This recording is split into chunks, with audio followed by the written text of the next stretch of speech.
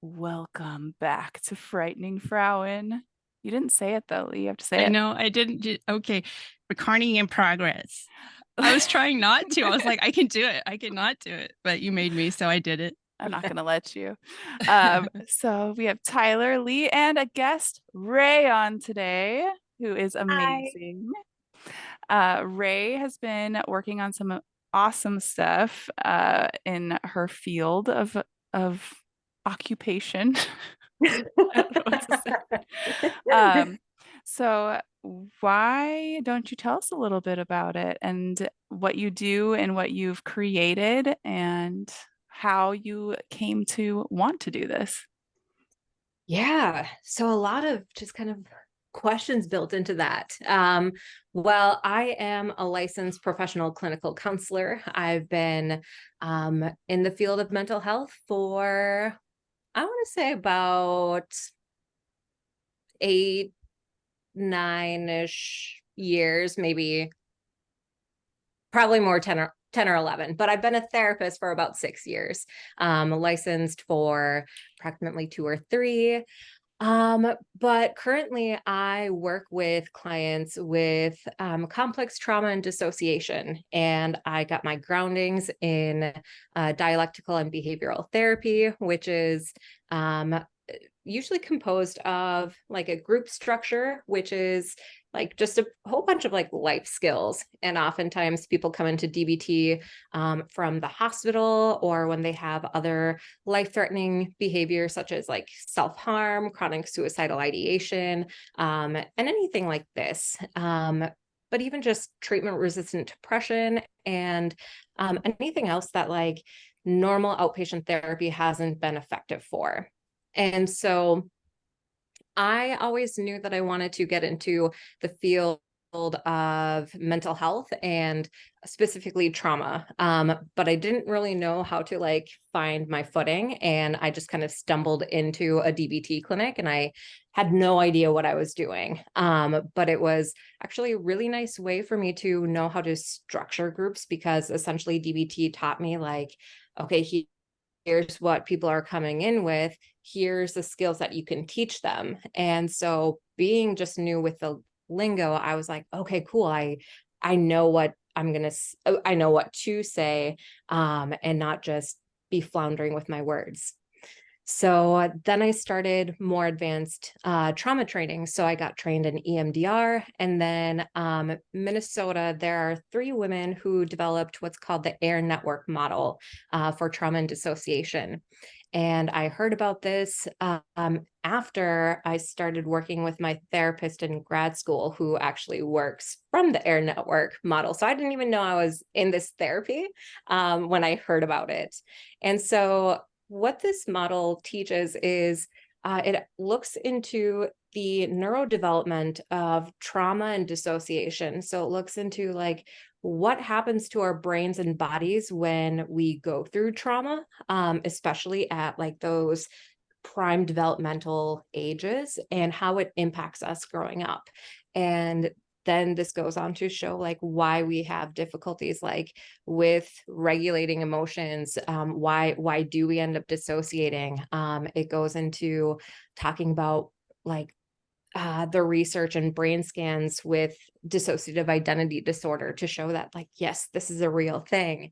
And so just very complex training. But after I got trained in this, a coworker and I, we were taking this training together, and we were like, oh my God, there's so much overlap with DBT and AIR network, and where DBT kind of like leaves out clients with a lot of trauma symptoms.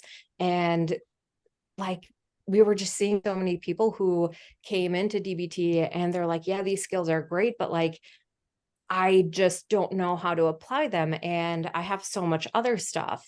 So essentially AIR network, we were able to kind of like see ways in which we could utilize that to help bridge that gap between what clients weren't getting with DBT through AIR network, and then make DBT work for them. So this is just like workings in our minds. We were like, okay, maybe we could like make an air DBT group. I don't know what this would look like. But fast forward a couple years later, um, we didn't really think too much more about this. We kind of incorporated this into our group. So we would essentially teach clients grounding strategies, but also strategies to recognize when they were like in trauma loops and teach them like developmentally that or neurologically this makes sense that right now or in these moments you don't have access to the skills that you know how to use because the part of your brain that learned those skills is not online. And the part of your brain that is Mm. online is these like younger developmental years. So you literally are not, you don't have access You're to the skills that you have. disassociated from the skills themselves. Yes, yes, exactly. Yep. And so we teach clients how to then build that awareness. So we call it multi-directional attention and awareness. So it's this awareness of like, okay, this is what's happening. My brain is telling me like I'm living right in the past, like I'm 8 years old right now. But then the other part of our attention turns to, okay, let's look around us. What do I know about my present? To then decrease the dissociation so that we are not fully dissociated, but maybe in that state of like partial dissociation where we still have awareness of what's going on right now. And when we gain awareness of what's going on right now, even slightly, we then get access to that part of our brain that has access to those skills. So then we can utilize DBT skills. Okay, and that's where So, some of the tools like EMDR or like art therapy and things like that can mhm, come into play to kind of help bridge that gap and teach you how to use those absolutely. skills during that time. Oh, oh no. Absolutely. Yep. For then art therapy is always helpful. EMDR. Oh, are we back? We're back. You froze for a My second. internet connection is unstable, it says. If you, Okay, is cool. it better now? Okay. Yes. Okay. Yes. Yeah. I think art therapy is always helpful. And then like I always hear with like EMDR, clients will come in and say, I was kind of told EMDR would be helpful and I did it. And now like things are so much worse because we go in and process things when we don't have the skill sets to manage what comes up. Because if there is that dissociation, like dissociation is protective. It was Mhm. formed for a reason. And so when we bring back the information that we're disconnecting from, but we don't have the tools to deal with what comes up, it creates more distress. So EMDR, we like it can be helpful, but usually after we do some like more skills use, more skills teaching, like through DBT. Um, yeah, I feel like That I'm that makes rambling that a does little make bit. sense. No, no, that makes sense because I know with my son who has done EMDR, it was really detrimental when this was another aspect of it though. So he had an amazing therapist that did it with him, and he does disassociate. It's Mhm. not dissociative identity disorder, but he does disassociate. And the therapist quit or got fired. We're not really sure what. And that Mhm. relationship ended in the middle of dealing with things, and it left him more vulnerable and more like in a worse place. But Oh, I, absolutely. yeah, and it took him a long time to trust somebody to get back into it to try to um, to kind of bridge what they had been working on, recreate his safe Yeah. space and get to that place again. Because people I know that I think Lee's dealt with this too of having a therapist and like starting to do real good work and then you lose them.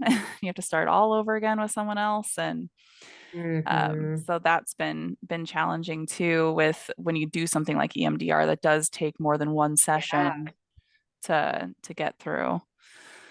Oh, absolutely. And I mean that's a reason why we need to build up so many resources before even starting EMDR so that if any ruptures happen or if like unexpected things come up between sessions, we have the tools to manage that.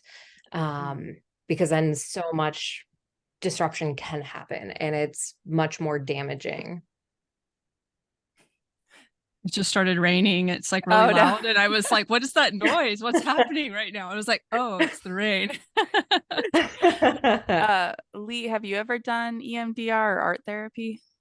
Mm-mm. My therapist offered EMDR and I didn't want to. I wasn't like ready to like say things out loud yet. And then my ex is doing art therapy actually and seems to work really well for him because he's just so disconnected from himself and the art. These homework assignments seem to help him like recognize things that he's just like forgotten how to recognize over throughout his life. So I think that's pretty cool. I haven't Mhm. tried it, but And for those um listening, art therapy is not drawing. What does it stand for again? Accelerated resolution therapy. Okay. Yep. Yes, when they first asked if I wanted my son to do it, I'm like, of course he can draw. Like, what? okay, so my ex is doing literal art therapy, so not Oh, ART therapy. Yeah, literal art he's actually Oh, working with the okay. therapist who uses art as part of like the homework to I do that. yeah.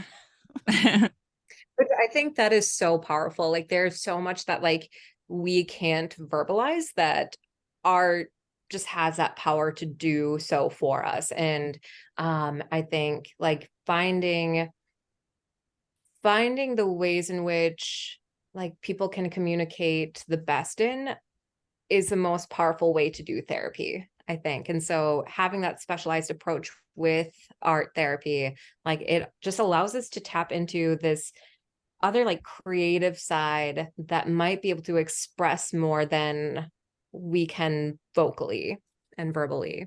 And it's something you So I can love I continue on doing at home, yeah. and like it's something that you can Mm, like continue to express in a positive way and realize what your art is actually telling you. Lee does a lot of yeah. art.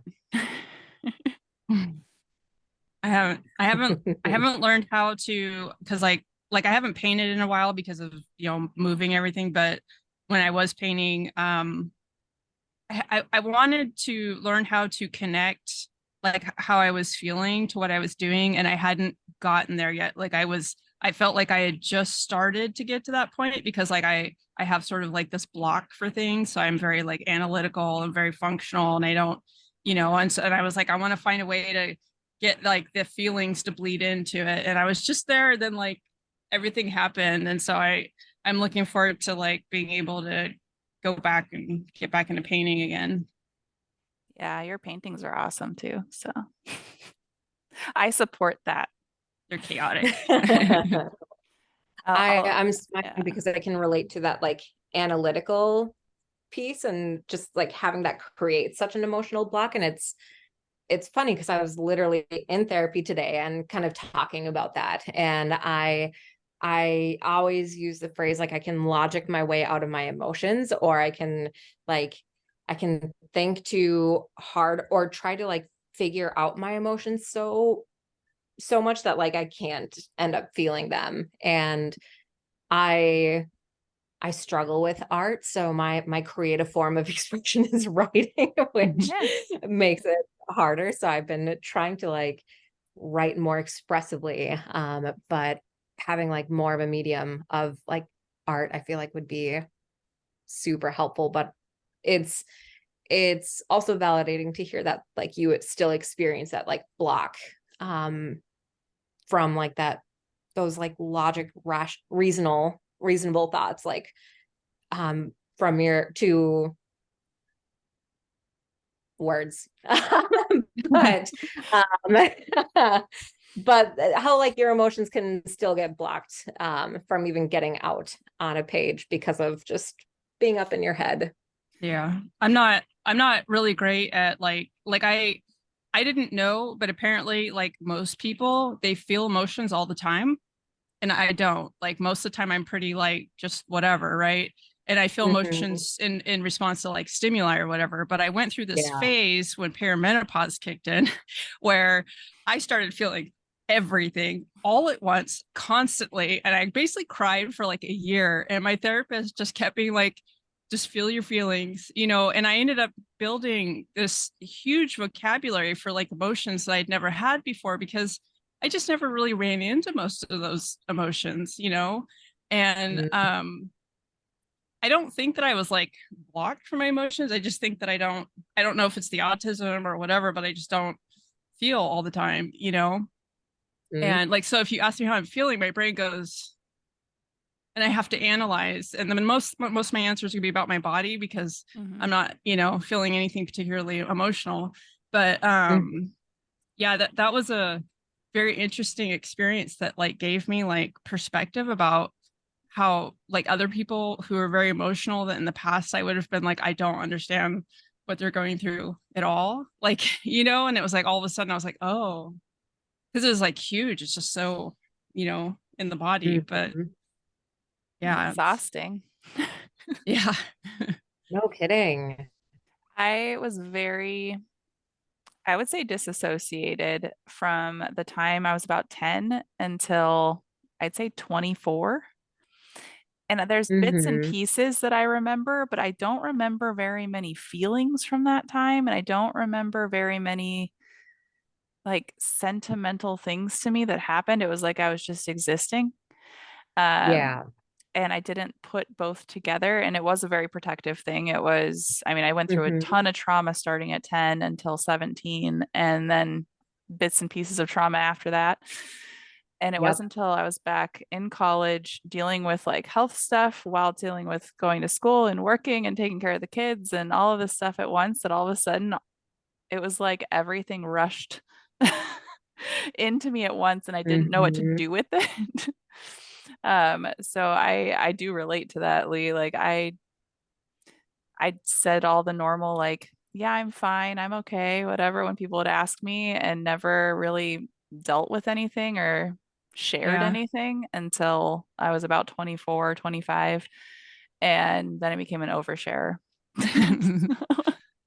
Yeah, I have always been a bit of a overshare. I have like private areas that I don't like, but that's why I did the NaNoWriMo like 2 years ago, where I sat down. I'm like, I'm gonna write out all of my trauma so that I can actually like just get it out there because that's the stuff I tend to keep to myself. And then that's when I realized that I probably do have like some disassociation because like I didn't really feel very much about any of it, except for like when I was done writing, I went, okay, so every single therapist who said that I have a fuck ton of trauma, like way more than any one person should go through, was okay. I can see what they're saying because I would never like they would say it to me, and I just feel like, okay, that's just what I went through, like you know. Mhm. And then once it was on paper, well, digital paper, I was like, whoa, that's a lot, you know. And that was kind of my takeaway from it. And um, Yeah. yeah, but Right. that's also I learned I have blank spots too. Like I can Mm. remember before and after, but I can't remember the actual traumas and stuff. So that was very interesting to me to like be like, oh, okay. Mhm. Yeah. Do you find, Ray, that a lot more people do have disassociation than are diagnosed? Mm. That's a good question. Um, so I always introduce dissociation to people as a spectrum Mm-hmm. because every single human being in this entire planet dissociates to some level.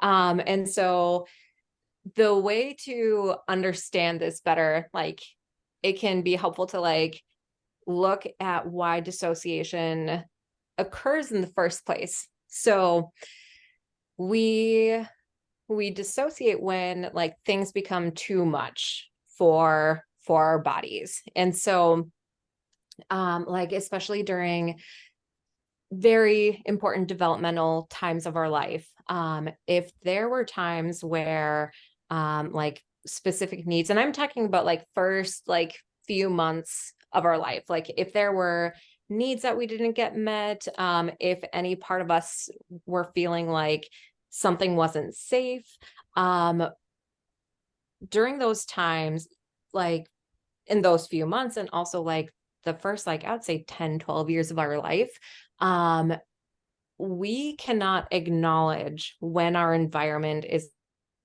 not safe because we don't have control. We don't have control over our environment. So we have to kind of disassociate from that reality a bit, to be able to survive it. And so we create, in Air Network, we call stress responses core survival networks. And so we have these core survival networks like the fight, flight, freeze, these responses, to protect us. So dissociation is protective when, things from our external environment become too much internally for us to deal with it. So we kind of like split apart so that, we can survive. So the most extreme form I would say is like, usually physical neglect. So a child needs attunement and attention, and a child can still survive like if like, or I mean emotional neglect. A child can still survive if you feed them, if you meet all their basic needs, but they still need that emotional attunement because we are wired as social beings, social creatures.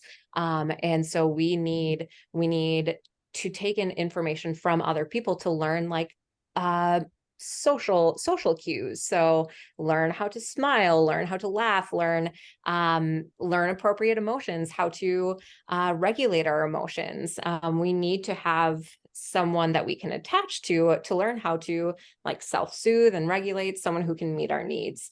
So when those needs aren't being met, even though like we have everything we need to physically survive, our body's like, I'm still not getting what I need. So that's too painful. And our brain kind of severs and disconnects from that reality because our brain and bodies are wired to survive. So if we didn't dissociate, if we didn't disconnect and sever from reality, essentially, we would just die. um, so going back to your question, we all have experiences that have allowed us to dissociate. Like we all go through stress at any given time and we've learned ways to shut down. Maybe it's daydreaming, maybe it's zoning out. So I wish I had this, the dissociative spectrum picture that I show in groups, but If on you one want end we to have, if you want to send it to me, I can post it when the video posts too, so yeah, that people can see it. yeah, perfect. I will definitely do that. So on one spectrum, we have, like just the normal, like I'm on my way to work and I get to work and I'm like, I know I left home and I know that I drove technically, but I could not tell you like if I hit, sorry, my cat's sticking her head in a bag. Um, but um, so she's been meowing at my door, clawing at my closet, and I've been trying to ignore her. It's so hard And to now ignore them. it is, and I usually Or keep my door open so she can go in and out, but if you anyway, want to, we're fine with the cat coming in and out. Yeah. I just Amos prefer my usually door to does. be closed to get like privacy, and Okay. then I don't hear everything going on. But so it would not serve us to remember every single red light or green light that we hit. So like we can't just hold this information in our head because it doesn't serve us. So we dissociate and check out from that. We go on autopilot. So we have that normal, just autopilot mode, which we all go on. Then we might get more into like more daydreaming, where we have more moments of like, I am zoning out, and I might like lose my attention and focus, and I might be in my head and someone might call my name, and like suddenly I'm like, oh yeah, I don't really know where I was. And so that's like a few percentages up from normal autopilot. And then we keep on up the continuum, and I can't remember if there's something in between daydreaming and um depersonalization, derealization, but then we start getting into the middle where we do see more like of that depersonalization and derealization. And that's where we oh, what's before that is like, I think this is where we see more like trauma based symptoms. So trauma related dissociation. And so this is where we start seeing more diagnoses happening. The the side of daydreaming and autopilot, that's not really what we diagnose, even though it's still forms of dissociation. Um, then we do have like PTSD and whatnot. And with PTSD, there's normal forms of dissociation. With any trauma, we're going to dissociate. Um, but then when it becomes more prevalent to the point where to the point where we are starting to experience depersonalization and derealization, which is when we start not feeling real. So we might like look at ourselves either in the mirror or look down on ourselves, and we're like, I have no idea who this is, or I just look funny, or like I just don't feel real. So Derealization is like, I have where my limbs don't feel like they're mine. And my doctor called it something, yeah. but is it like that where parts of your body don't feel like it's you? Mhm. Yep. Yep. Yeah, that would be a form of depersonalization as well. So when I'm kind of going through this with clients, I'll say like, if you like pat your arms, you might be like, I know this is me, but like Mhm. I don't really feel like it's me. Like I can kind of feel it, but it takes me like pounding on myself to really like feel connected to this limb Mhm. kind of thing. Um, and then derealization, I kind of describe it as like um it can be looking externally through as though we have like a bubble on our heads. It might look like we're watching our external environment play out like a movie, or like an old time reel, but like things just don't feel real. They don't have, we might know that they're real, but they don't have the essence of feeling like reality.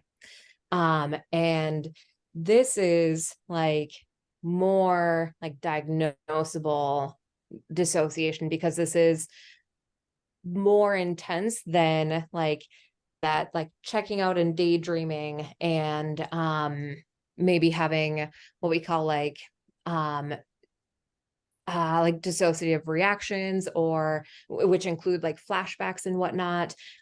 So those the dissociation related to PTSD can often happen when we get triggered, or when there are like just reminders around us. But then when it kind of like goes into your everyday life, like we might see more like derealization or depersonalization more of the time.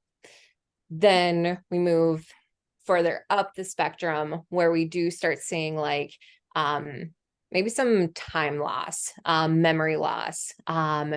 These are moments when we can look back um, on the day, and maybe we're like, I don't know what I did for this chunk of 5 hours of the day, or maybe like I don't even remember the last 3 days of this week. It's just really fuzzy.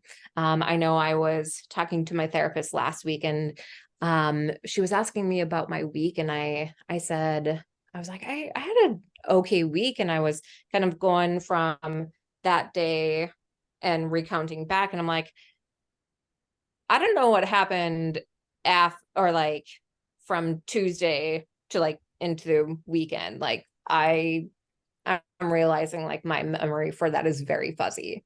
And then the very far end of the dissociative spectrum is where we see more DID, which this is where we start having like, when we do have more like memory gaps in memory, where we might like not have any solid memory for like 3 years time. We might know certain things happened, but we don't really know too much about what happened. And we also might notice that like I have I've been told that I did something, said something, or maybe I found something that I know was me, but I don't remember doing it. So it's it's as though like another part of us comes out and is kind of like living our lives for us because we got overwhelmed. So another part had to like step in and kind of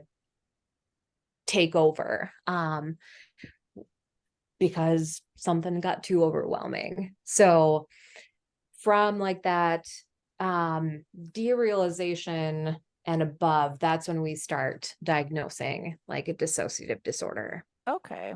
I think the derealization and then the not feeling like my body is where I get with my PTSD. And I think that's kind of where I was for those years too, because it does feel more like a dream than it did like I was living it. Yep. I didn't really ever think about it as like disassociation. It's something I'll have to talk to my therapist about. But sorry, there's a bug. But because I mean, I've talked to her about it before, where there are certain things that are like hardships for me. Don't they don't really feel real, and I have to talk myself into advocating for myself and all this stuff because I just it literally just it doesn't feel real, and I feel like I'm constantly gaslighting myself because of it. It's very irritating, since I'm dealing with chronic health issues, because it's a lot easier before that Right. because I wasn't running into it, but now I'm like, you know and I've mentioned to her several times where I'm just like, this stuff doesn't feel real. And that's why when I decided to do the NaNoWriMo and write down my trauma and stuff, it was very like I was very disconnected from it. And it was very like, okay, well, that's interesting. I mean, I'm kind of okay being disconnected from it after writing it out, but Yeah. functionally, it takes a lot of energy to be constantly talking myself into doing the things, taking the steps of the things as if it is real when it doesn't feel real. Like, Yep. you know? Absolutely. Absolutely. Yeah, it's very, very hard. And so the the air network model that I work from, we really work with clients in helping them like one, understanding why their dissociation like was created and why it was super helpful, and why it continues to be helpful. And then also we um there are also like things that we call like um things that can be like programming as that also get in our way. So like I'm thinking, um so things that we might have learned. So your use of like gaslighting yourself, that made me think of um something that we can easily like learn as something that we it's just second nature sometimes for us to do to ourselves. And so if we were always taught that like, even if we like had a broken bone or were sick, if we were taught like it's not a big deal, like just suck it up, or this, Rub that, the some other dirt thing. on it. um, Yeah. yeah. Yeah. And we were taught like, oh, it's only if you're dying that's when you go get help. Then we start like kind of taking these messages internally as well.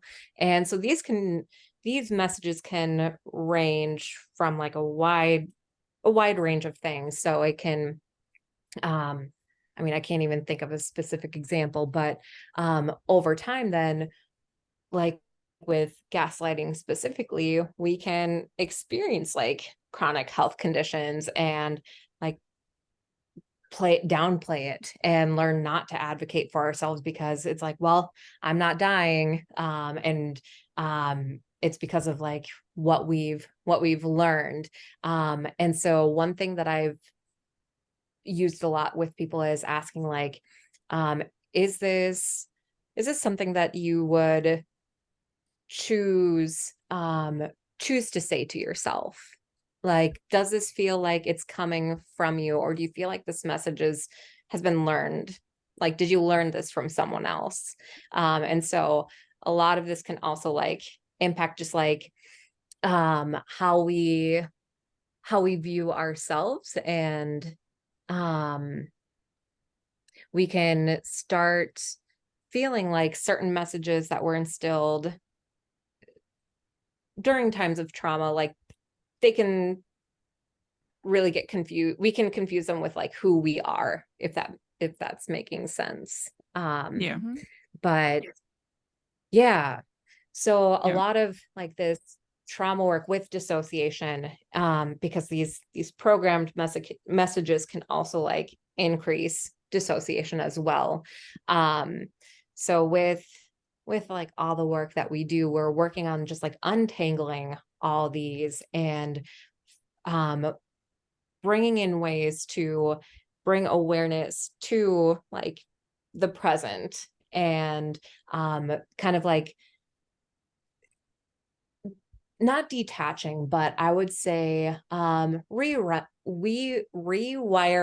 our brains to recognize like, right, trauma has happened. It impacts me now, and that is not happening now.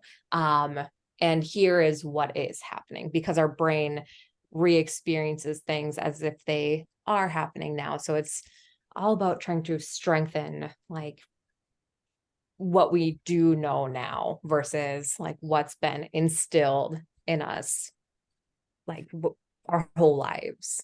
Yeah. Is that different for people who come to you who are still experiencing trauma? Yes, yes. So I think it's similar processes that are going on, but we have to be a lot more careful um, working with those who are experiencing ongoing trauma. And it depends on what is the Mhm. situation. So it would look different depending on what is going on. Okay. Yeah, that makes sense. So if it's something Yep. physical and Yep. like for us, like having chronic pain and chronic conditions going on, which is traumatic, Yep. and it's not going to Yes. get better. And so you need to figure out the Yep. tools to move forward and deal with it, but also like replace what is going on with Mhm. disassociating with tools that you can use. Um, like, yeah, Absolutely. of course, if it's Yep. something that And they need especially with help getting out of. right. And especially with things like chronic conditions and medical trauma, um, there's a lot that we might need to like work through from like past medical trauma, Mhm. to like remain grounded when current stuff is going on. Um, because a lot of past medical trauma stuff can cause us to dissociate in the present. And it's then the tricky balance of saying like, that medical trauma is not going on right now, here's how it's different, and Yeah. trying to like find that fine line. But yeah, it's very challenging. And then it's also like looking at, okay, how can we use dissociation in our favor? Mhm. Like, when is it maybe not a good time to be present? um I talk with my female clients, or my clients assigned female at birth, who have to go in for annual exams, and I'm like, use your dissociation, Mhm. please. Like, you have it for a reason. Like, you do not need to use your skills in that moment. Let this work. do. So, Which it is a skill like to it, be able to put yourself into it and take yourself out of it as well. Because, like, thinking back, we kind of dissociate by scrolling through our phones when we need a little downtime. absolutely. Oh, I'm here's not good at that. I don't like I hardly scroll at all. Like I just, like I've been making myself watch TV recently because I have a tendency to like do things that are very engaging and be very focused all the time. And I was like, yeah, I need to just stare at the TV or something. And it is really hard, but it's getting a little bit easier to like just yeah, feel because I don't feel like I'm doing anything when I'm doing that. So, right. but So, my cat I has hope that started, I was gonna say my cat just started cuddling with me after like almost 2 years. And so that's what and it's when I watch TV. So it's become like, that's what I'm doing and, totally justifiable. oh, I love that. I approve. Yeah, and I like that you bring that up, that like um that desire to want to learn how to just like watch TV and not have to think about like what else you have to do. Like that need to stay busy or occupied can be like a huge hindrance. So part of like with my training in DBT and in air, what a colleague and I did after a lot of talking collaboration, we eventually got our clinic, the clinic that we're currently working on, DBT state certified, and we created a curriculum and like made our own like DBT Air Network program. So it's the only one in the state anywhere that's combining these two approaches. So like with your example, we often talk about like, okay, why do our minds need to stay so busy? What is that protecting? And then like some of the skills that we teach are like how to mindfully distract and allow ourselves to do that while letting go of not of like all the like what we call doing mind thoughts. So I need to do this or should be doing this or this, that, the Yeah. other thing. Because it is helpful to, and then also leaning into like those dissociation skills or dissociative abilities, as we call them, and letting them work for us when we need them. Yeah. Yeah. And it's okay to not be And my cat thinking is and doing all whispering. the time. Yes. That's Yes. hard. And it's I love doing stuff, so it's partially like almost feels like self-denial, but I do really feel like I have to be better at just sitting still sometimes. And you know it Yeah. just like if I can be more comfortable, then when I'm really fatigued and my health is really bothering me, it won't be so emotionally distressing when I can't do stuff. Hmm. That's Yep. Right, right. And especially with chronic health conditions, there are going to be times where you'll have to like be not doing too much. And so yeah. to build up that tolerance to sit and just be is really important for those times when like your medical health is telling you like I can't do anything right Yeah. now. I'll sometimes I Mhm. just repeat, resting is a thing. You are doing something, you know. Yes. That's Yeah. true. So And it is it's easier to tell someone else that they can do that. Yeah. Yeah. absolutely.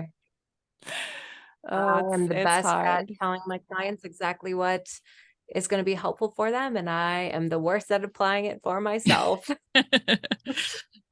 Yeah. That's so Curse of being accurate. a therapist. Yeah. But Ow. anytime like my brain gets super negative, like my trick for getting through that is would I think this way about someone else, or would I say this to someone else? Hmm. And Mm, it's and every time like I'll just be like, no, I wouldn't do that. So obviously I have noise coming in from some other source in my past, and that's kind of my way of like, because I don't like feeling like things are getting in the way. So if I feel anxious and it makes me nervous to do something because I'm feeling anxious, I will bulldoze that wall. I like anxiety makes me mad. So then I have to like that's how I work through it is I go, okay, well, why am I feeling this? What is the what is the negativity that's giving me this nervousness? And then I just do it anyways, And I know it's not that easy for some people. It's just something I taught myself when I was younger, but it helped me learn to differentiate between my own sort of internal noises and other people's noises. Yeah. Yeah. Yep. I do the Yeah. opposite. I'll freeze and not do anything until the deadline is there, and then I'll do it all. Well, that's just my ADHD, but Oh, deadlines are my dopamine friend. Yep. that's so true. I'm more with Victoria. I freeze, but my mind is like thinking about it and thinking about everything I need to do, and then and then I'll finally do it at the last minute because I know I absolutely have to, but my thoughts are always like there and not letting me forget that I have Yeah. to do the thing. Yeah, uh, I fill my time with so much stuff that, so like even when I was off work because um, I got laid off. I found out everyone else did too. Um, while I was in medic or going on to medical leave. So I was in the process of going on to it. So I didn't get any money because of that. And I filled my time still, even though I was stuck in bed. I could barely get up. I was like, okay, well, I'm going to do my podcast. I'm going to do like make content. I'm going to edit pictures. I'm going to do all this stuff and ended up filling all my time, not giving myself any time to actually rest. Yeah. Mhm. And the rest of it was just worrying. So, Yeah. Yep. Yep. Also, the first 5 years I was sick, I was just constant, just in survival mode, trying to mhm. keep my house, and it was so Mm. easy to use that pressure to just not take the time to rest. And then I later, it took me 6 years to get doctors that would listen to me. So by the time I got in to see the chronic fatigue specialists and all of that stuff, they were like, well, the first 4 years are the most important for resting when you have chronic fatigue. And like Yep. at no point in time did any of the doctors that I saw like take me seriously enough to be like, you need to rest or anything. So I just blew through that window, trying to keep it together. And maybe I still would have had to do that stuff, but there are lots of things that I could have just sat my ass down and, you know, And it's like how much of this stuff ended up mattering later that we filled our time with or did when we could have been resting. yeah. That's Mhm. that's something that I have to remind myself because I'm like usually even if I'm doing one thing like watching TV or something, I'm doing something else too. And so Mhm. I don't feel like I'm ever just doing one thing. And except for when I'm falling asleep, and even when I'm falling asleep, I'm listening to a podcast. So, Can't do that. I can't have any like my brain, if there's any noise, I am engaged and I am fully awake. In order to fall asleep, I have to choose to fall asleep. And I'll go to sleep really Mm. quickly once I make the choice, but I have to like do the routine and then I'm like out. But if there's a podcast on, I would listen to it and then I'd listen to the next one. And then, it's like I used to watch all the classic movies until like mhm. 10 in the morning because like I'd be like, oh, I'm going to go to bed after this movie, but then there'd be the next one and I would not sleep the entire time. That's how I am right now with reading. Like, Oh Oh, yeah, books are oh my God, I've been in such a bad but so good of a reading kick. And like I'm always just like one more chapter, one more chapter, one more chapter. And then eventually I'll be like, because I have a Kindle. And so I'll say, okay, I'm just gonna get to like 75% of the book and then I'm going to be done. And then I'll finish the last 25% later. And then I'll get to 75%. And I'm like, it's only 25% more. And then I'll end up finishing a book when I started at like 15%. yeah, yeah. I I love reading. I'm a voracious reader and I have not read this last year. I normally it's 50 to 70 books a year is like my average. And I haven't read this year because I started crafting and doing art, which is very new for me. And I know that if I get into reading, I have to basically do whatever it is I'm doing. So like I can't like read and then Mhm. go do something else. And I know if I get into reading, I'm gonna stop like doing the other stuff. And so I'm just like, Oh my next God. year. Yeah. I I've listen to been wanting to work on my audiobooks. puzzles. I've been wanting to work on my puzzles. I was in a huge puzzle kick. I have one like on our puzzle table. And then my back went out and I couldn't do puzzles. Um, and so I started reading, but now I can't stop reading, but I want to go back to my puzzle and finish the one that's on that damn table. I love puzzles. I know the struggle. Yep. Yeah. Yep. I'm I don't know how to make space for all of the things. Yep. And Just I do all the things and don't do any of them well. So, that's it's interesting because before I got my ADHD diagnosis, I feel like I was much more like that and I relied very heavily on like deadlines. And then after like being medicated for about a year and all my routines, like I was chronically late to everything. I could not figure out how to be on time to anything, no matter how hard I tried. It was annoying. And then so like every time I went anywhere, I was stressed out because I was running late. And now I'm always on time. And it was like, I didn't make that choice. It was like all of a sudden I was able to start like, you know, and so I used to just like start things and never finish them. And since the diagnosis, I actually will start things. I stay focused on them, even if I do kind of mix in other things and take breaks and get distracted a lot. But that I have that primary thing. And then I actually finish it. And that's like, it took me like 40 some odd years to get to the point to be able to do that. And I never realized how much I'd internalized sort of the identity of not ever finishing things, you know? Mhm. And so every time I finish something, I'm like, wow, I can finish things. most of my Must be that's things, like a huge yeah, change. most of my things don't have an end. So it's like just a bunch of things I'm constantly doing, Yeah, like the podcast. like the podcast or TikTok or, um, I guess I guess you could say that photography is one that I like have a start and a finish to them, and I like to get them done really fast. But to me, it's one thing because I'm constantly editing, because I'm constantly doing photo shoots. Yeah. So it doesn't feel like a one single thing to me. Um, Yeah, so yeah. photography for me always was just a thing. It was just one big thing. Hmm. It didn't matter if I did a wedding or I went out and shot like a sports thing or whatever. It was photography was just the thing. Hmm. Mhm. Which I love. I love editing. That's my favorite part, and they get That's way my more I love at your pictures. least edit It's I your pictures. can't least. I can't stand it. Like when you trade, like I love taking photos, but I literally have photos that are like 15 years old. I have the raw files and they never got Send them. shared because I couldn't edit them. My brain was just like, cannot do it. And I was actually hoping that getting the ADHD treated would help. It did not. I just don't like doing We have our Dropbox. You can send them to my Dropbox and I will edit them. it. It's my favorite part. And I love seeing them love it too.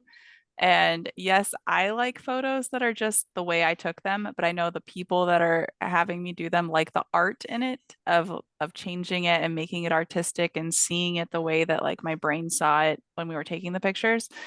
And that's why I like doing the like creepier photo shoots, the darker fall awesomeness. And I'm excited to do my Christmas ones because it's different, it's colorful, it's bright, and I'm gonna have to figure out a different way to edit them than my presets that I have that I just tweak after that I've created for each each thing I Yeah, do.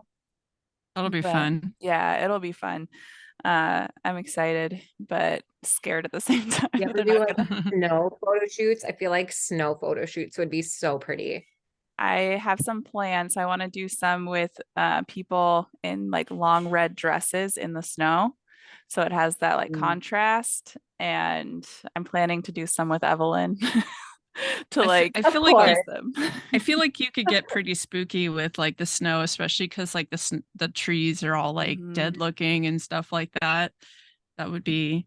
And it That would be adds the fun. dimensions and different If you need any models, I volunteer as tribute. woo, I will accept.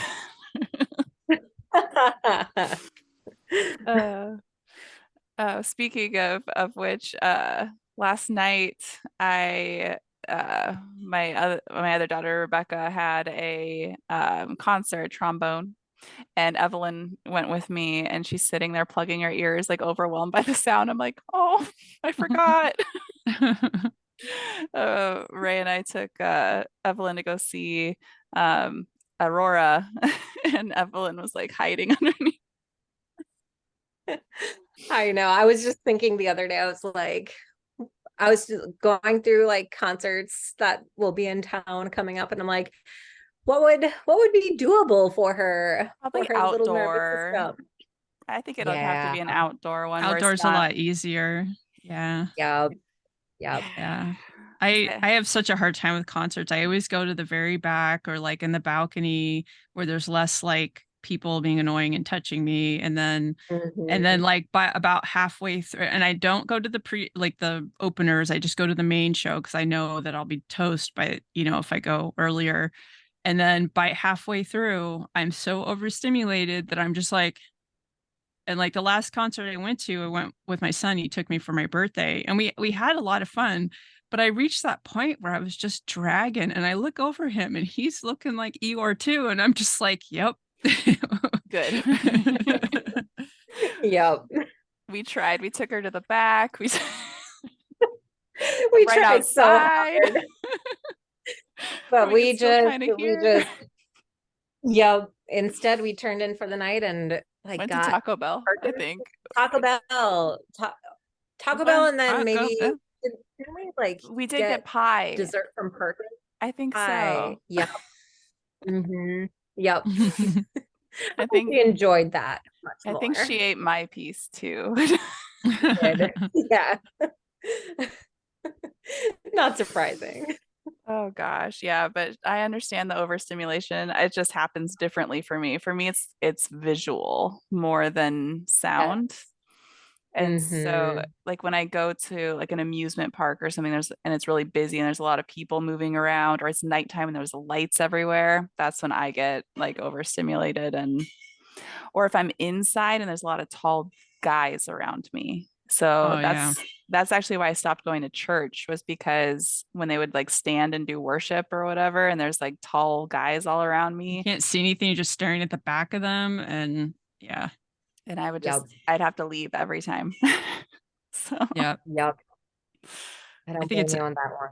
I use all of the above. I mean, I wear earplugs and stuff that helps, but it's like everything, even the physical sensation of like the vibrations. And that's why like outdoor concerts are a lot easier to tolerate in general. yeah.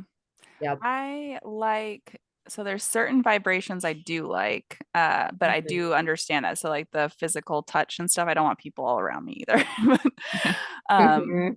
but there's a death metal festival I usually go to every year, and it's my favorite thing. I stand there, and there's usually places you can stand away from everyone else, so there's no one touching you or anything, and I just feel the music. It has nothing to do with the words or anything. It's like you can feel each individual aspect of the Mhm. music like in your body.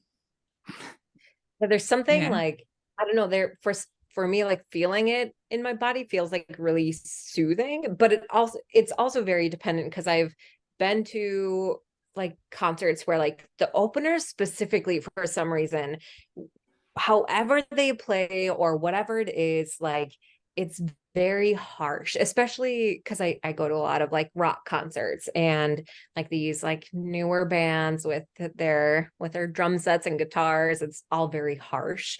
It, But yeah, it, that's overstimulating. a lot of shows, they also only do, they only like set the sound levels for the headliner. And so none of the other bands Yes. sound as good because Oh, they're That not makes mixed. sense. That makes a lot of sense. I was thinking that that makes while, sense. yeah, while Ray was talking, I'm like, oh, I bet that's why it never sounds as good. I never thought of that. I always wondered why opener sounded so crummy. Unless they're But big, that unless makes it's a lot. like Yes. Those specific. really big Yeah, because shows. Yeah. Yep, I Mhm. had when Was it Muse Pair? was in Oh, town, mm, Evanescence had opened for them and they had like another opener. Like that opener was rough. Evanescence is my favorite band, so I'll see them anywhere. But like their sound, that was much better. But yeah, compared to the first opener, it was yeah, that was so bad. oh, yeah. I have not been to a live show in way too long. I think, oh, I went Pre-co to, oh, I was Panic gonna at the say Disco. pre-COVID. Yeah. No, I did go. So I did go in Colorado because I had box seats at the Ball Arena, Pepsi Arena, if you live in Colorado, and you don't want to call it that. And so I saw Panic at the Disco. One of their last shows was there, and they didn't tell anyone, so I'm glad I got to go. And I saw Trans Siberian Orchestra. I think those are the only musical things I saw there, and the rest were all like sports games and monster trucks. Monster trucks. Yeah. Love that. I love the sound. You have to wear earplugs, but I love the sound of the engines, you know? I like the smell. Yeah. Yeah. And then they're just I've all never boingy, been to boingy, like a boingy. monster truck rally. Oh Oh, it's yeah, so fun. you gotta Really? at least Yeah. once. Yeah. hmm I guess I just don't really know anyone or didn't know I knew anyone I who like didn't went know. to those and never been invited. Yeah. It was from work. They were just last minute, were like, hey, do you want some tickets to this? And I'm like, okay. I But it was like so Yeah. fun. I grew up with it. My parents used to go to tractor pulls and stuff like that. And like I loved like pickup trucks when I was little. Like there was like Bigfoot, the first one, and I was obsessed with that truck. And yes. So Awesome. It was Monster Jam was the one that I went to. And it has a lot of trucks that people follow and they go all over the place. They were up in Canada and did they like, have the one with the dog yeah, ears? yeah, there was there was a devil one that had like breathes fire. And then Ooh. what were the other ones did cool stuff too. But Yeah. yeah, that devil one, that guy, he's a daredevil. The guy that was in that truck. Yeah. Uh, It would be I the always like I always want to grave drive one. digger. Gravedigger, yeah, one of the classics. You should drive one, but our bodies would. So you'll have to do it right before you die because you'll probably Yeah, die doing. yeah. I'll just fall apart, like, I'll subluxate into like many pieces and oh no. Oh no. Uh, but back to what we were discussing. Oh, I actually wanted to ask a Yeah. question because we got derailed. hmm Art therapy, ART therapy, like, hmm can you define that? Because we kind of got like in the, Yeah. yeah. Yeah, so art therapy is actually not something that I'm trained in.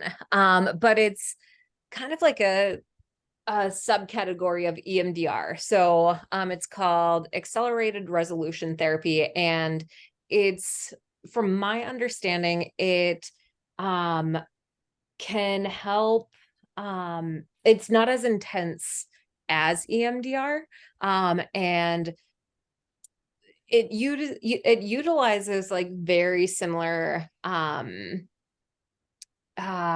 like not approaches, but like the bilateral stimulation or the eye movements. It uses the same approach, but it's more of the protocol that's different. So the script or what we follow with a certain memory. So with EMDR, we're processing a memory, whereas ART, as I understand, it's kind of like looking at almost changing the memory and how it is stored in our brain. So we can kind of like create a new narrative around this memory. And some people are like, well, this feels like I'm lying to myself. Well, this didn't happen. But it utilizes like our brain's amazing ability to like just take in information, and if we like replay information or let it solidify, like our it allows our brains to kind of just like like almost download that information as though like that was fact. So it's kind of like if you imagine rehearsing like playing a sport and you imagine like performing well, doing this consistently has actually shown to like improve your performance. And so we can utilize like imagery. So I think of like EMDR, like using a safe space. So a Mhm. safe, calm place where we imagine just like a safe and calming space that we can bring ourselves to. Um, it might not be actually happening, but our brains can't really decipher it from like, okay, I created this versus this happened. So it's kind of like overwriting the memory to make it less traumatizing That's, yeah, Interesting. instead of like processing the memory itself. I see why So it's it's less intense. controversial, but I see Yep. why it would be helpful as well. Like the Hmm. narrative, like the way that we narrate our stories to ourselves has a lot of power, because, Absolutely. like you can make something just completely negative that if you were to just and you're not making up anything, if you just open up the perspective a little bit to look at something that's happened later that's more positive, you can create like a narrative that has more to it, and there's more resilience to be found in that. So to me, I mean, I that's Absolutely. kind of what I'm getting from what you were saying, is that that was part of it. Completely. Yep. Completely. That's awesome. What resources would our listeners have to be able to find either information or um, their own type, like therapists or things that would be able to, I guess, use some of the tools that would be helpful for Hmm. them? Absolutely. That's a good question. So, um, in terms of finding therapists, if you are a Minnesota listener, I recommend, especially if like anything about Air Network or doing any therapy that is more geared towards like dissociation and understanding it and like working with it, I recommend going to the Air Network website, which let me pull up my, it's And we Air can Network. we can post it in the description to the links to it. Perfect. Yeah, it's the Air Network Training Institute, and I can send Victoria the link to this, but there is a link that um and again I will post it, but there's a link that you can search for therapists in your area. And then also other resources, if you are not in Minnesota, and or if there, I mean, there are Air Network therapists in other states that you can find on that website as well. There's just limited Hmm. therapists available. But if you are interested in like similar therapies, internal family systems is a really good one. It doesn't necessarily go through all the like neurobiology of trauma and dissociation, but it is still very helpful.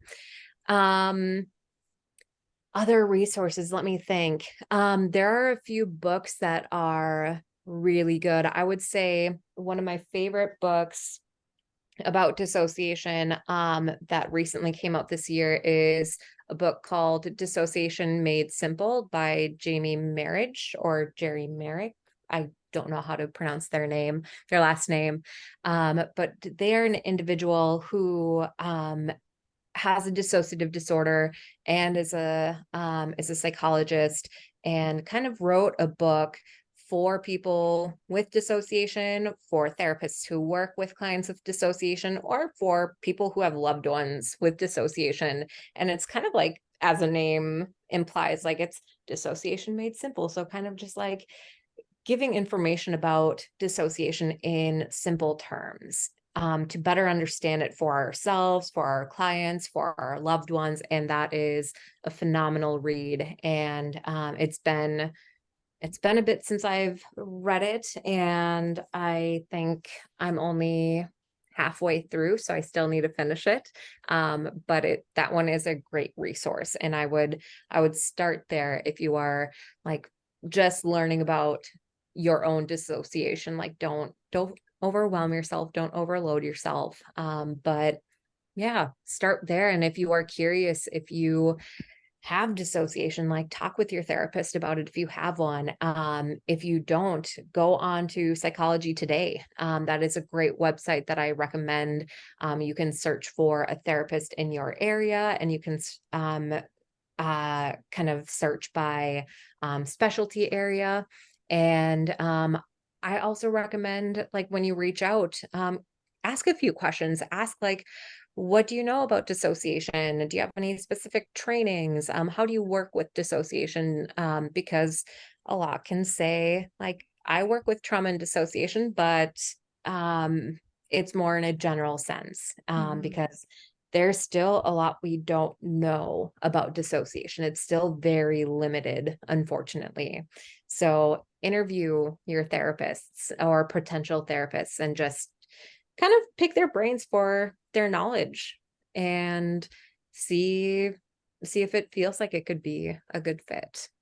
That is a great suggestion because a lot of times we don't think about the fact that we can actually pick our therapist and interview them and realize whether or not it's a fit for us. And we don't have to feel bad if it's not a fit, and we can move on No, to another therapist.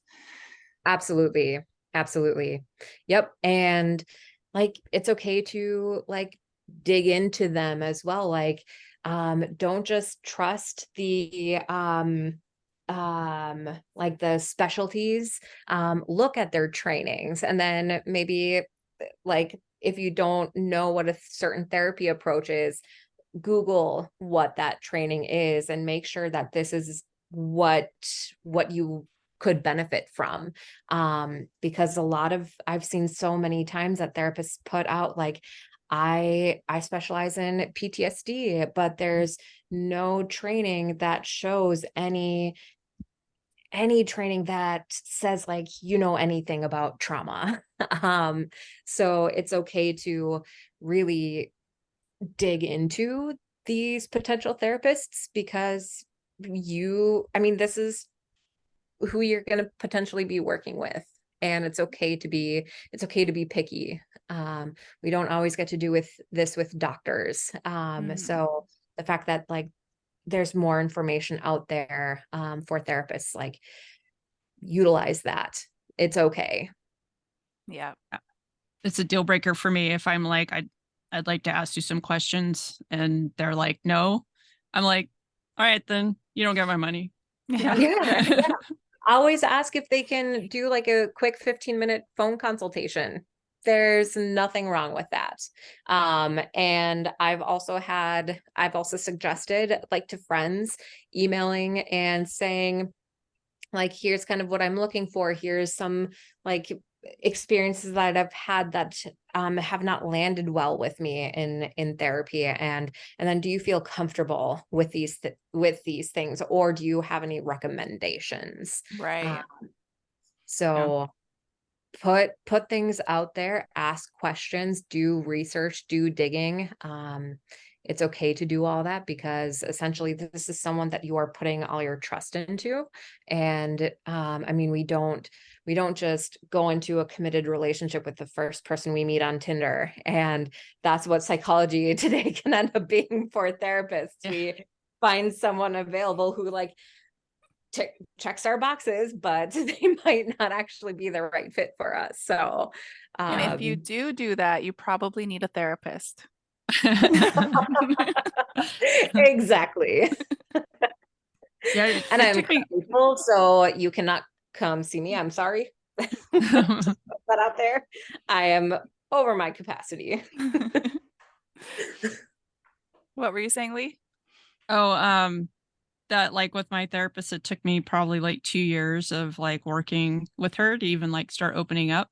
Cause like for me, I had like a specific thing that I wanted from therapy, which was I was at the height of my illness and I needed a place that I could talk about what I was going through, the shit with my doctors, my body, because it was so traumatic. And I just wanted to be able to vent because like as soon as I got sick, like everybody disappeared and I was so isolated. So I basically was like, I don't want to talk about anything else. So don't ask me about my childhood. Don't like, these are like things, they're not important to me right now. But Yep. after, about like 2 years or so, and when my health issues started to calm down, all of a sudden it was like, oh, okay. And and I started sharing more stuff that like with I just never did with previous therapists because the connections weren't right for me. And probably Yep. them respecting that you only wanted to talk about those things and they were there for you through that helps you be able to open up later. And the way that Definitely. you could express those boundaries and were explicit, like, this is, I'm not going here, and this is what I need. Yeah. And don't don't ever be afraid to tell your therapist what you are needing.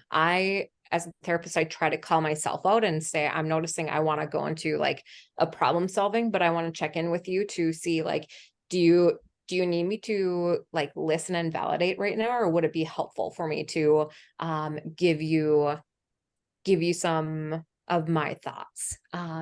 Because like therapists want to help, and sometimes like Lee, like you said, we just need someone to hear us. Hmm. Yeah. Yeah. I get mad when I get unsolicited advice. So like Mm-hmm. she's learned how to offer, if she wants it, she lets me give her permission for that kind of thing, instead of Yep. just, because I get very like, I don't like unsolicited advice. Yeah. Mm-hmm. But, it's sometimes it's useful to have somebody ask you those questions. Well, what about this? Or have you thought about that? And then kind of be like, usually I've already thought about it, but every now and again I'll be like, I'm gonna think about that. Yeah. Yep. Yeah, Yep. I kind of like that about Lee that that you're okay with telling people, "No, I don't want this advice from you right now." Yeah. I'm very like on Good Facebook, strength. I'll make a post and I'll be like, if you give me unsolicited advice, I will block you. like And then they still do it. they still do it. And I'm just like, oh man. like, come on. Or I'll be Uh, like when my heart cat died, I was very explicit. No Rainbow Bridge stuff. That's creepy to me. And don't Mm, say you're sorry. These are things that's a social script that makes me very stressed out. It does not feel good to hear it. And I yep. said it explicitly because I know that people are going to say it because most people rely on social scripts, right? So Yep. like I put it there. I said, if you're, I told you how to love me and you still did the thing, So I blocked like 15 people, like Mm-hmm. it's like bonk. Yep. Yep. I hate those social scripts. we talk about it Yeah. a lot. We hate them too. Yeah. I don't like some of them have meaning that I can be like, I can see why it became a social script. And some of them, if Yeah. you actually think about it, what are they even saying? What does it even mean? I don't know. Right. Right. Totally. Especially Totally. after like someone passes away or like those are the worst ones. Those are Oh oh, my God. Or Yep. like, yeah, or health diagnosis. People like they want mhm. you to be a warrior Yeah. instantly. Other people There's have it worse than you. yeah, like there's no opportunity to just be in the experience, to have grief, to Mm, have pain, to have hardship. Everybody wants everything to be okay all the time, and right.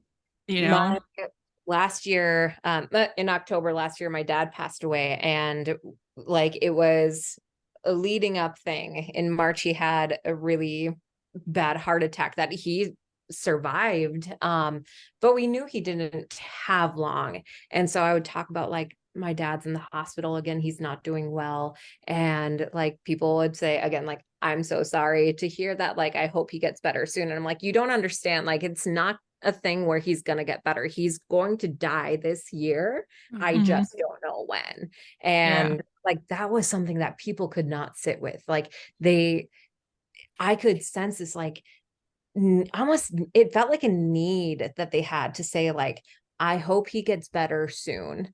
And Mhm. yeah. it's like the And he's that's what it's like. That's for you. That's not for me.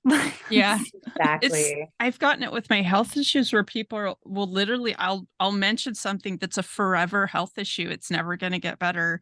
And they're like, "Well, I hope you'll get better soon." I'm like, "I'm not going to get better. This is a forever thing." And they're so uncomfortable. It's like Yep. and I'm like, "You literally just did not accept me." Mhm. And you're uncomfortable. I'm not taking care of you. Yeah. And I just drop the conversation. Like, Mm-hmm. like the trifecta for me, those things only get worse as you get older. Like they do not get better.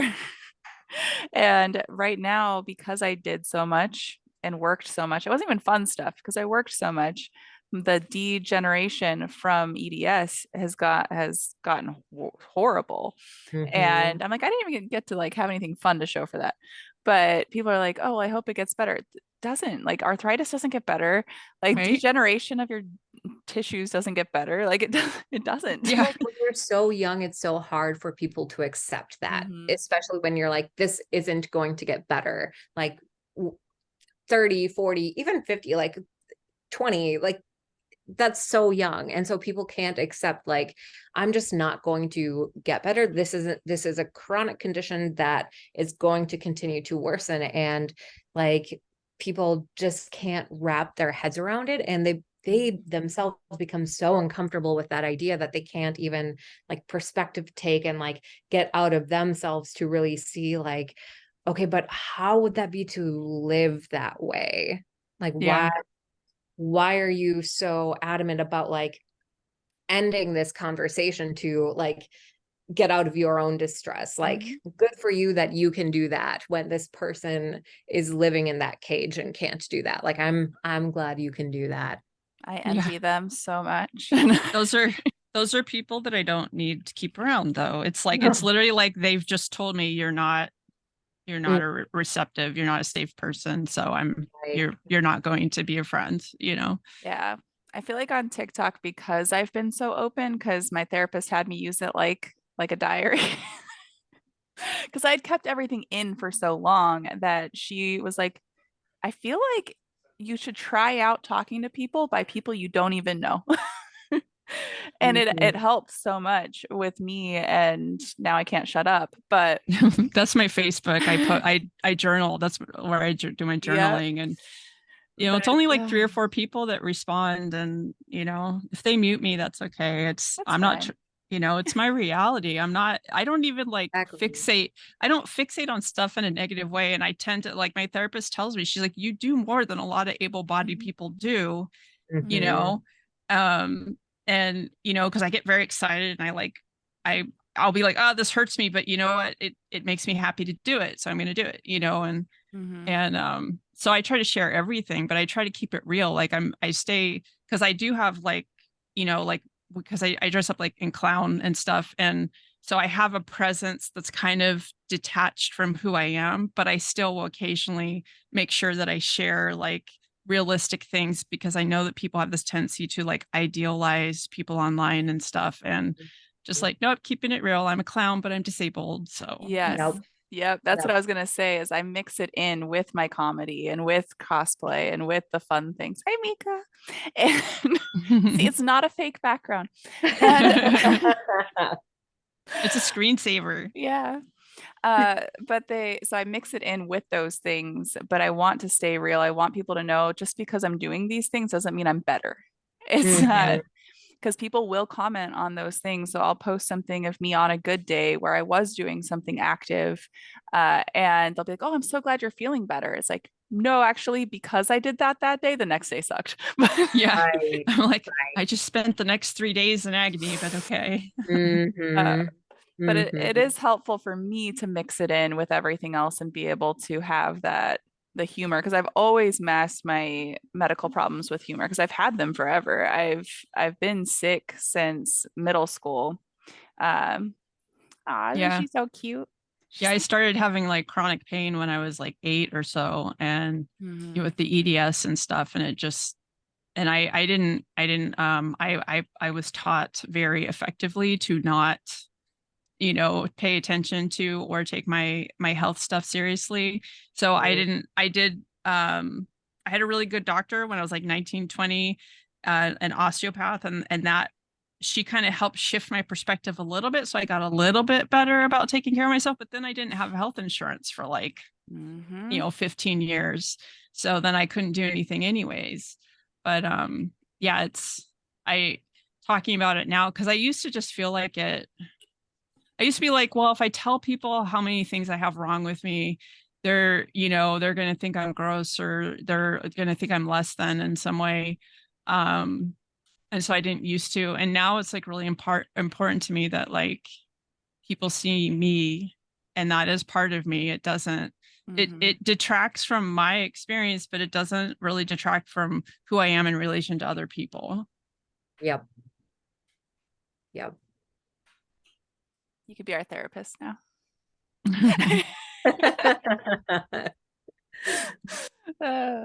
That's awesome. But definitely send me all the links where they can Yes. um, anything important or any just you can even type up a bio for me and I will put it in there. Sounds good. Sounds good. I can do that. I think I can type more articulate than I sometimes speak. You sound So great. Same. oh, I'm sorry. I'm sorry. But I will also include like the link to the Air Network Mhm. uh, website just so readers can like read that like blip about it to Mhm. learn more because there's so much more about it that I couldn't even like say. You should start your own So podcast. I know You don't that know along you have the with time for that. 12 billion things. Yeah. I was like, I just finished my first DBT air training. That's another thing we're doing. We're training like the public now, other therapists in like our combo DBT air, and we're preparing for our January one and I the was first gonna, one. yeah, I was gonna ask you, is there a resource for therapists to find this as well? Yeah, actually. So parkercollins.com under uh training and careers, there is if you scroll down a little bit, there's a blip about DBT training, and then there is a sign up link if you would like to get trained in what I do. If you are a Awesome. therapist, yeah, you can attend virtually or in person, and yeah, it's not it's not that expensive for what you're getting. Perfect. I Nice. love it. That'll help lots and lots of people. So if you're a therapist out there or you could send this to your therapist. Absolutely. You do not have to be in Minnesota to take the training. hmm Yes. Perfect. Is there anything else you want to add before we sign off here Hmm. and do our super awkward sign off? I don't know. I would just say that like anyone who is taking the step towards being in therapy, who's doing the work in therapy, I mean, I'm just kudos to you. And if you've been considering it, I mean, even that alone is a huge step. It's scary. It's hard to get into therapy. And I also apologize for those who have had really shitty therapists because there are shitty therapists out there, and just don't give up. There are some not so shitty therapists out there too, um, but you're taking a courageous journey, and you deserve that. That's Awesome. right. Thank you. Yeah. I'm starting with a new one next month or this month, next month, and I'm scared. Nice. So I just started with a new one a couple months ago too, and I'm still scared. mine quit and then the next one got fired right before I was going to go meet with her. And so it's been like 3 months that I've been waiting now. 'Cause- Wow. so yeah, I'm excited but also scared because I need to research them and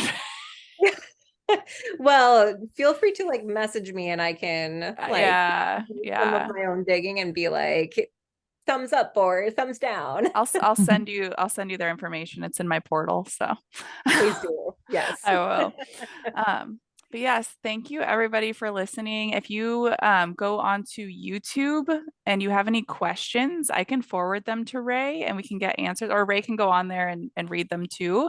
And Absolutely. we can get answers or resources over to you. Or if there's anything you want to follow up with, and we can have Ray again and have some questions that you have for us to ask. We're more than happy to do that. And as always, we will put our Patreon links and everything in the box, and you can join our Discord by joining us on Patreon. And Yeah, so happy day.